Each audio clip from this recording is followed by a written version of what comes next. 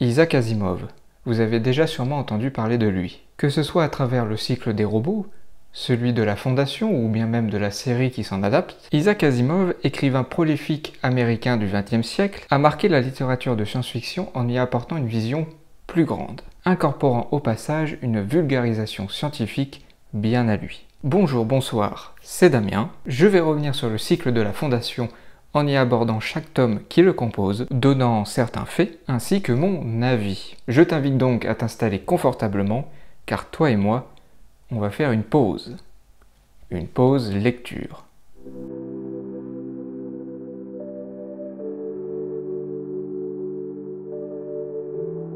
Né d'une date inconnue entre le 4 octobre 1919 et le 2 janvier 1920, à Petrovichi, en Russie, ou plutôt dans la République socialiste fédérative soviétique de Russie, abrégée RSFSR, Isaac Asimov vit environ 3 ans dans son pays natal, avant que sa famille émigre aux États-Unis. L'enfant grandit dans une Amérique qu'il découvre, et apprend rapidement à parler anglais, notamment en dévoilant des capacités pour l'apprentissage plus importantes que les autres enfants de son âge. Asimov se définit lui-même comme un enfant prodige. Le melon, la pastèque, toi-même tu sais. En tout cas, c'est en 1928 qu'il est naturalisé américain. Ça signifie pour lui qu'il possède désormais la nationalité américaine. C'est donc un Américain officiel. Pendant qu'il aide ses parents dans le magasin familial, où justement ses parents sont propriétaires, le jeune Isaac se met à la lecture de magazines de science-fiction. Passionné par l'art de l'écriture, de raconter des histoires, Isaac Asimov nous dit avoir commencé à écrire ses premiers récits, enfin, ses premières nouvelles, vers l'âge de 11 ans. Les années passent et notre futur écrivain rentre dans l'université très prestigieuse de Columbia à New York. Là-bas, il obtient une licence en sciences ainsi qu'une maîtrise de chimie et un doctorat en biochimie. C'est important de savoir ça car tout son savoir va se retrouver dans ses histoires futures. D'ailleurs, après avoir effectué son service militaire où il est nommé caporal, il décroche un poste à l'université de Boston en tant que chargé de cours de médecine. Alors un chargé de cours, pour information, c'est comme un professeur, mais il ne fait pas partie du corps professoral. Parallèlement à tout ceci, Isaac poursuit ses écrits en créant des nouvelles autour de la science-fiction. Sa première nouvelle, Maroon of Vesta, attire l'œil d'un certain John Wood Campbell Jr., qui n'a rien à voir avec Joseph Campbell, puisque John W. Campbell n'est rien d'autre que le rédacteur en chef de la revue A Strong Story. Ce magazine américain, A Strong Story, ou Analog Science Fiction and Fact, est important. Pendant l'âge d'or de la science-fiction moderne américaine, cette revue en est un point majeur, en publiant plusieurs histoires qui vont chambouler le monde littéraire. John W. Campbell, qui a notamment écrit en 1938 La Chose ou The Thing dans son adaptation cinématographique, soutient fermement Isaac Asimov à continuer d'écrire. Ne rien lâcher. Tout donner. Les années continuent de passer. Plusieurs nouvelles sortent, Isaac Asimov commence à se faire un nom. Cependant, un événement survient, important. En 1958, l'université de Boston le licencie. Asimov perd son travail, mais ce n'est pas grave, parce que l'auteur profite du temps qu'il a pour écrire pleinement ses histoires. Des histoires, beaucoup sont sorties, et Isaac Asimov en a encore plein d'autres en tête. Parmi ce qui a déjà été publié, plusieurs nouvelles ont attiré les lecteurs. Les psychohistoriens, les encyclopédistes, les maires, les marchands et les princes marchands. Ces nouvelles forment une histoire se déroulant dans le futur, où un empire, en décadence, perd ses systèmes les uns après les autres. Un plan, secret, est alors mis en place pour sauvegarder cet empire et en créer un nouveau. Ce plan se déroulera sur plusieurs années, évoluant au gré de la science, de la psychohistoire. Ce plan se nomme la Fondation.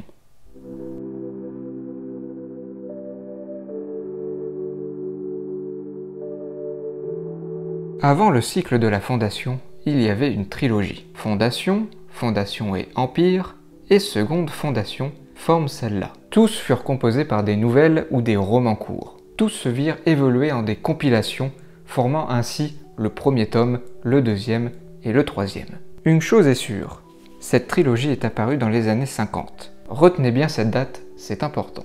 La Fondation, ça raconte quoi, exactement? L'espèce humaine a oublié l'existence de la Terre.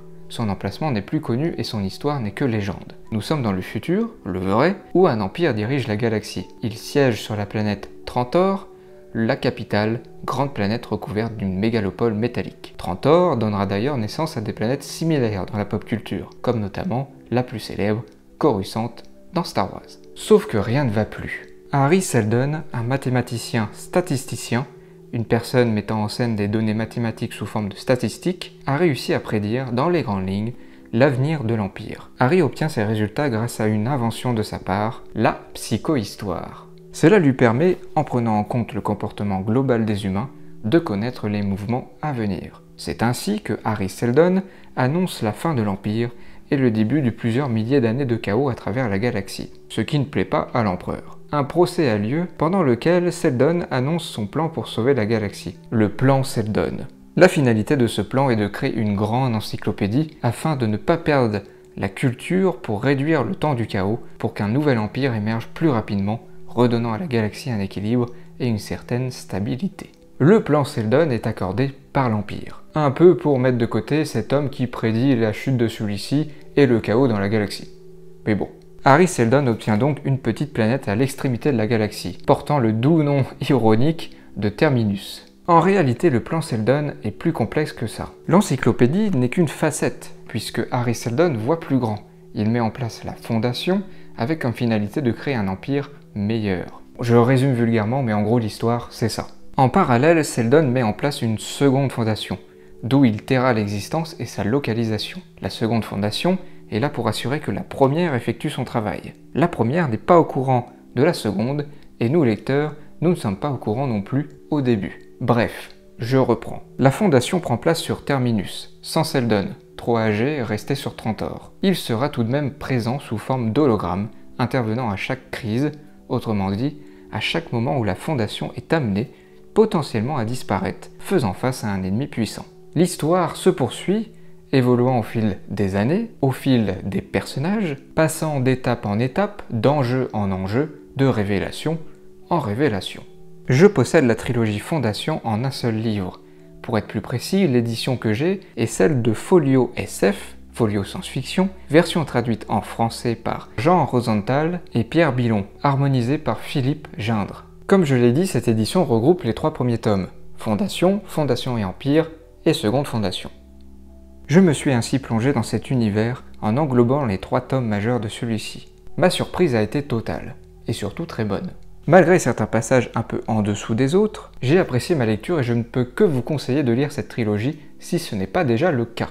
J'aime Fondation, son univers, ses personnages et l'histoire que ça raconte. Or là, je vous ai parlé que de la trilogie, alors qu'au début de cette pause lecture, je vous ai mentionné un cycle, celui de la Fondation, le cycle de la Fondation. Bien entendu, cette trilogie n'est qu'une partie de ce qui forme le cycle, puisque Isaac Asimov ne s'est pas arrêté là avec son univers. D'autres tomes sont en préparation, mais pas pour tout de suite. Le cycle de la Fondation arrive. Il faut être patient.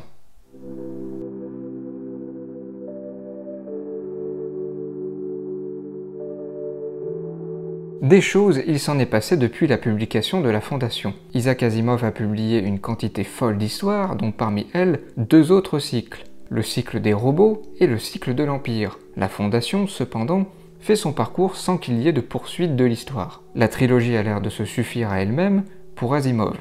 Mais cela n'est pas du goût des lecteurs, et de notre fidèle acolyte John W. Campbell. Pendant plusieurs années, Asimov est submergé de demandes pour qu'il continue d'écrire la Fondation. Étant occupé, ne voulant pas forcément reprendre le récit tout de suite, les lecteurs attendront jusqu'en 1982 pour qu'un nouveau tome voie le jour. Je vous ai dit de faire attention à la date des années 50, c'est pas pour rien. Vous avez entendu.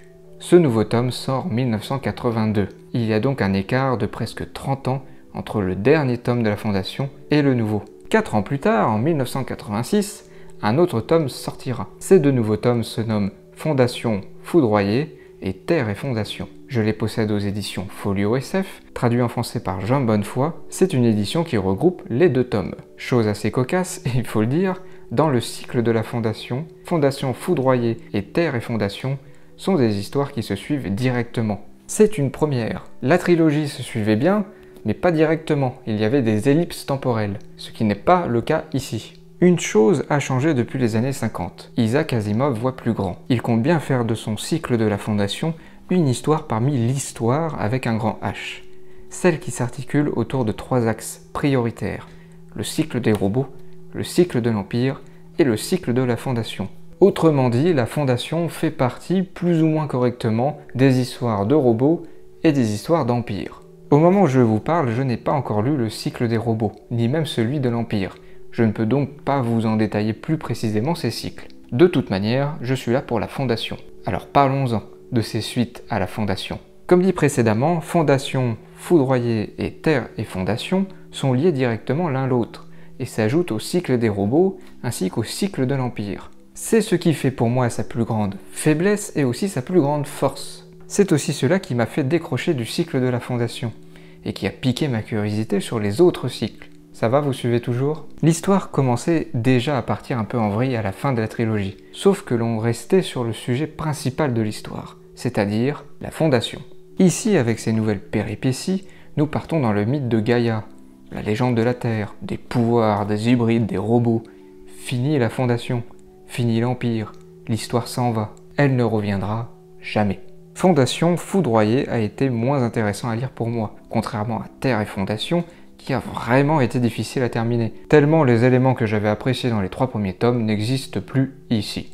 Le cycle de la Fondation a fait un long chemin. Il est mélangé avec d'autres cycles, mais ce n'est pas terminé pour autant. Nous sommes à la fin des années 80. Isaac Asimov est toujours en vie. Il écrit, comme d'habitude, et ne compte pas abandonner sa Fondation. Cette fois, il revient à la base, en proposant 2 nouveaux livres qui serviront d'explication à la mise en place du plan Seldon. Plus simplement, ces nouveaux récits ne vont pas conter ce qui se passe après Terre et Fondation, mais ce qui se passe avant la Fondation. Comment Seldon a mis en place sa psychohistoire? Y avait-il des personnes pour l'aider, l'accompagner? Pourquoi le plan Seldon? Pour quelles raisons la Fondation?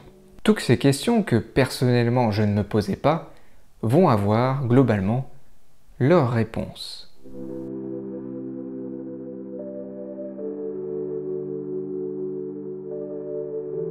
Prélude à la Fondation, paru en 1988, suivi par L'Aube de la Fondation, paru en 1993, nous raconte comment le jeune Hari Seldon se fait emporter dans une histoire qui deviendra la sienne. Alors qu'il vient juste de poser ses premiers pas sur Trantor, afin d'y présenter au monde un moyen de prédire l'avenir, l'Empire souhaite en tirer quelque chose. L'empereur de l'époque convainc alors Seldon à un rendez-vous privé.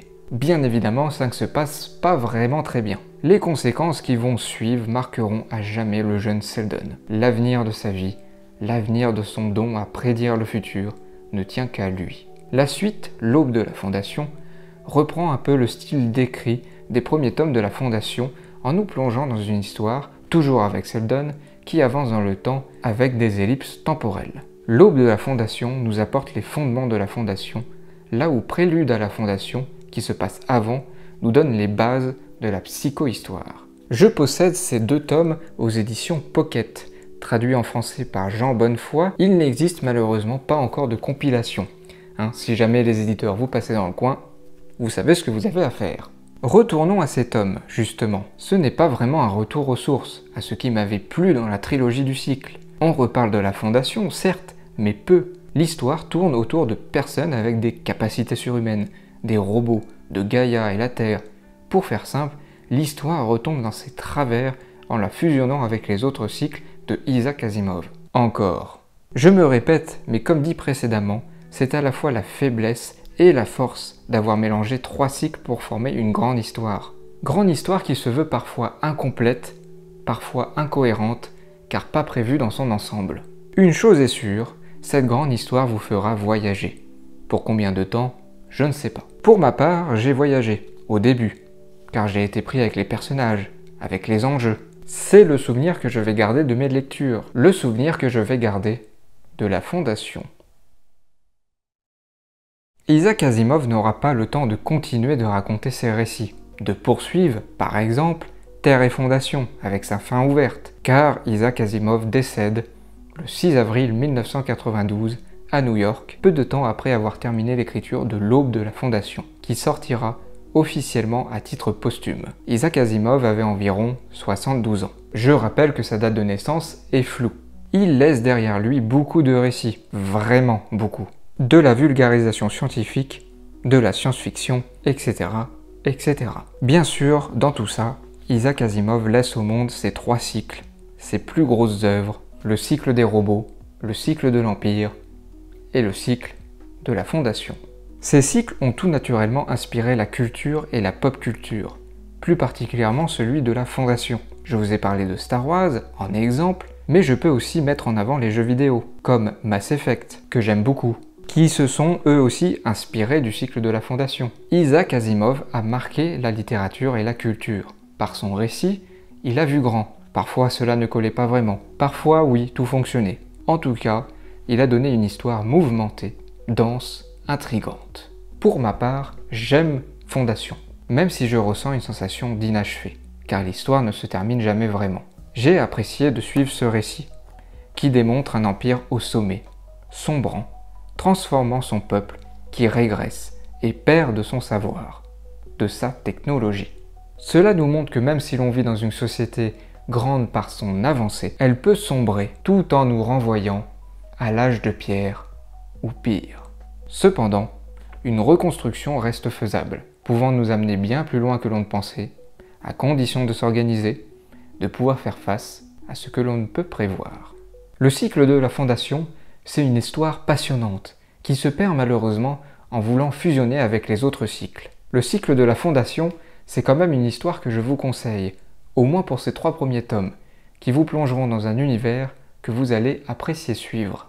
En parlant de suivre, cette pause lecture touche à sa fin. Si elle t'a plu, je t'invite à t'abonner à la chaîne YouTube pour ne pas louper la prochaine pause. Je t'en remercie d'avance. Merci, c'était Damien, à la prochaine.